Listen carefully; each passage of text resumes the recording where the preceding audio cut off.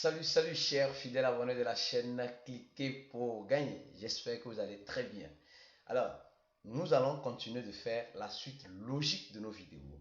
Aujourd'hui, nous allons parler de Pi Network. On avait fait une vidéo, celle-ci, certaines vérités à découvrir sur le projet Pi Network. On a parlé de certaines choses.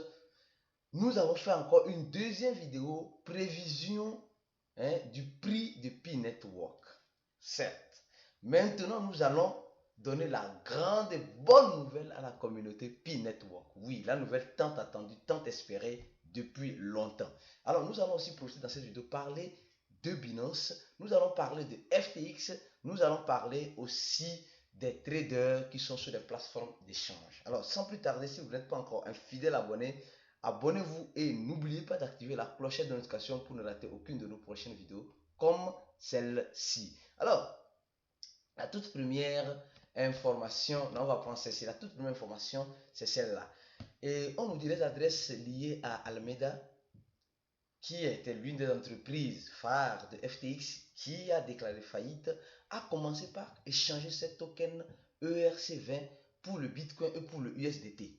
Alors, ici, on nous dit dans cet article clairement que les comptes, je dis bien, les tokens que l'entreprise Alameda possède sont en train d'être échangés et déjà il y a plus de 20 000, il y a plus de 20 Ethereum qui ont déjà été échangés en Bitcoin et je dis en Bitcoin, en Bitcoin, en Ethereum ou comment peut dire, ou en USDT. Voilà. Alors donc, vous voyez un peu que ce problème FTX est loin d'être fini. Ce problème FTX est loin d'être fini.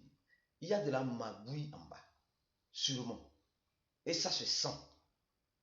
Ça se sent. Bon, ils échangent ça pourquoi? C'est pour payer les clients. Si c'est pour payer les clients, alors bravo à eux.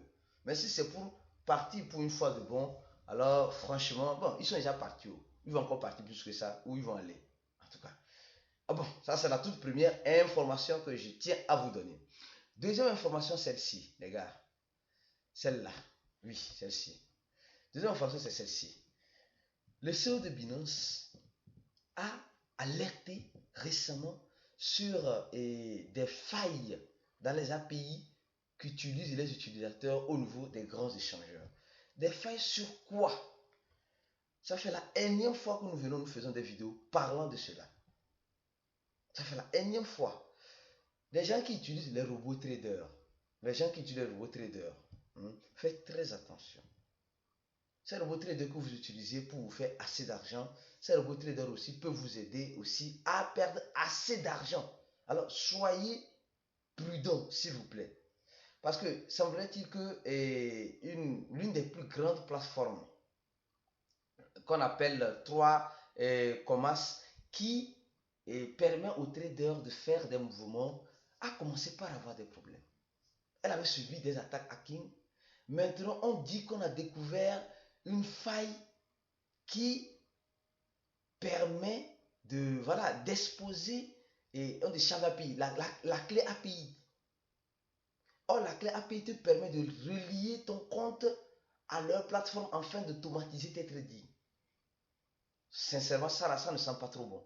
Et quand le CEO de Binance a relevé cette affaire-là, qu'est-ce qui s'est passé? Le CEO de cette plateforme-là a dit clairement que non, Binance est contre eux, tout cela, patati patata. Mais en fait de compte, semblerait-il que, je dis bien, et même on montre même les clés API, on montre même les clés API ici, clairement, je dis bien clairement, on montre les clés, clairement certaines clés API qui ont été exposées au public. Bon, si tu as connecté cela avec ton échangeur comme Coinbase, comme Binance, comme KuCoin, Huobi, tout cela, essaie de désactiver cela pour des raisons de sécurité, s'il vous plaît. Et ceux qui prétendent utiliser ce genre de trucs, de préférence, soyez patients et attendez que le temps passe sur ce genre de trucs d'abord, parce que vos fonds sont déjà en risque, en danger. Alors, ça c'est la deuxième information. Troisième information, c'est celle-là. Maintenant, le CEO de cette même plateforme des API relève lui-même qu'il y a effectivement eu des petites faillettes dans leur, voilà, dans leur conception de, voilà, des API.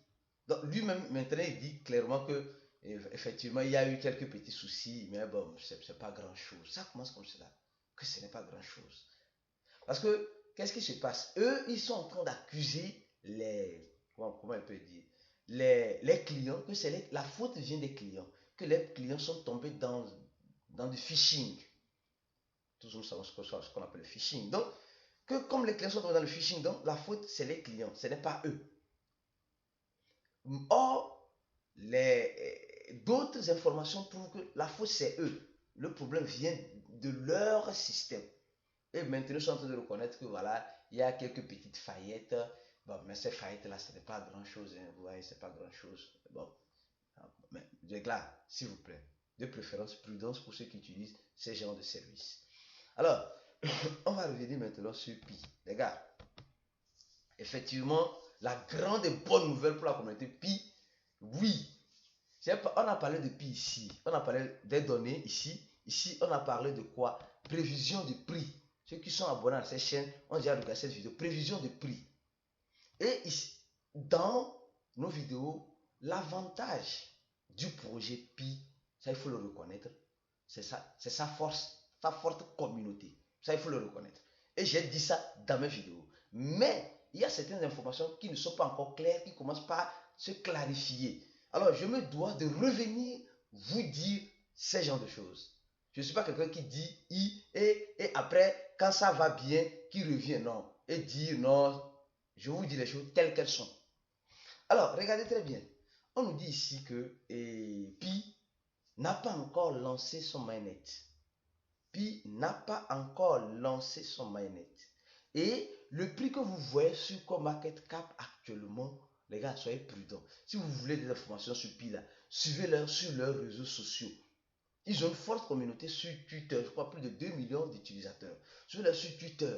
Donc maintenant, Pi a été listé sur un échangeur et le prix que vous voyez n'est pas le prix reflétant la vraie monnaie Pi pour le moment. Si ça revient, je reviendrai vous dire, les gars, c'est bon, s'il vous plaît. Pour le moment, ceux qui ont des Pi, et ici, on nous annonce aussi une deuxième grande nouvelle sur Pi, que l'échangeur, l'un des plus grands échangeurs, est Huobi que nous connaissons, a fait communiquer qu'elle attend le lancement officiel du vrai réseau de Pi, afin de voir, on dit bien, afin de voir s'ils peuvent lister le token Pi.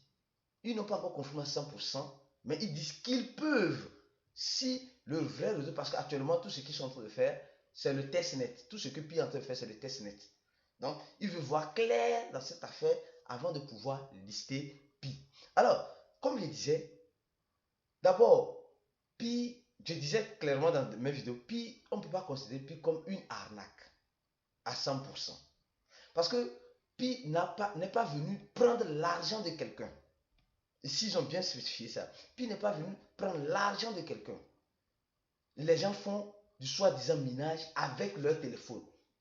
Du soi-disant minage avec leur téléphone en utilisant leur information, leurs données. Donc, c'est volontaire. Ils donnent leurs données et on leur donne les Pi.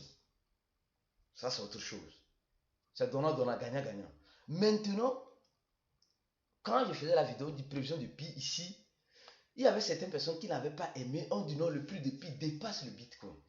Au fait, c'est maintenant on voit la réalité en face de nous. Du moins pour le moment, le token qui n'est pas encore le token 100% de Pi Network nous montre cela. 31 dollars négociable sur un échangeur qu'on appelle le IST. Sûrement, d'autres échangeurs vont lister aussi Pi.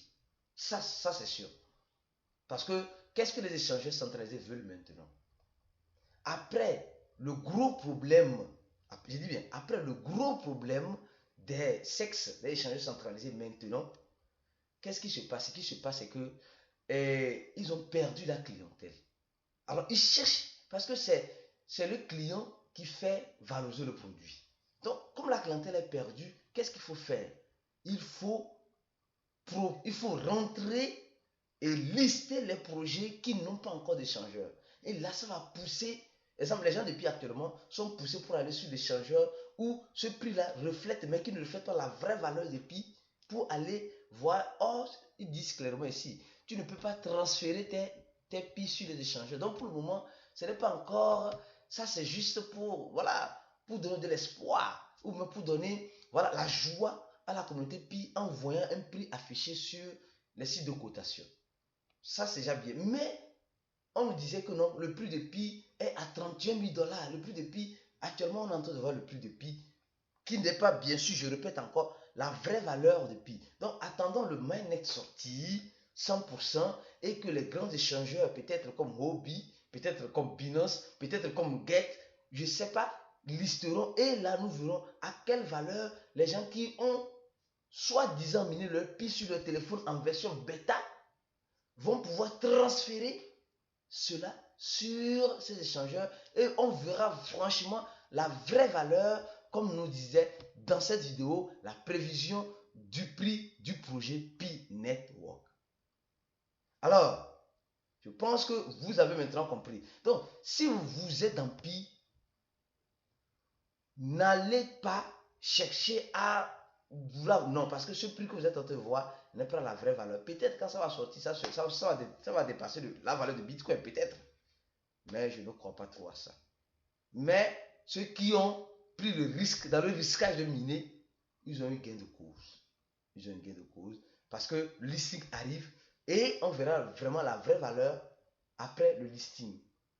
Voilà. Donc, beaucoup de prudence en ce moment. Beaucoup de prudence en ce moment. Parce que ici même, dans l'article même, on est en train de dire Correto estuda lista criptomoedas suspecta.